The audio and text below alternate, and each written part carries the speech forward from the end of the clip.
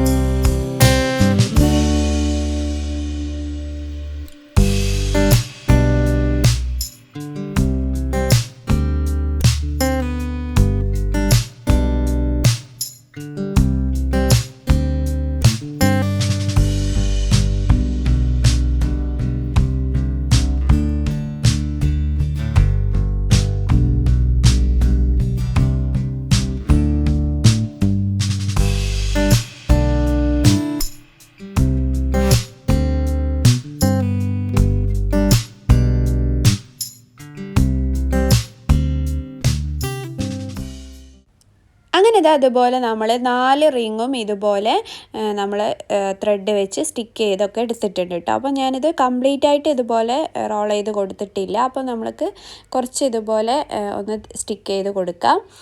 പിന്നെ അത് ഒരുപാട് ഇങ്ങനെ വലിച്ചു പിടിക്കുമ്പോൾ ആ ഒരു റൗണ്ട് ഷേപ്പ് ഓവൽ ഷേപ്പായിട്ട് മാറിയിട്ടുണ്ട് കേട്ടോ. അപ്പോൾ അതൊന്ന് ശ്രദ്ധിക്കുക. അപ്പം ഞാൻ ചെയ്ത സമയത്ത് ഒരു റിങ് അങ്ങനെ വന്നിട്ടുണ്ടായിരുന്നു.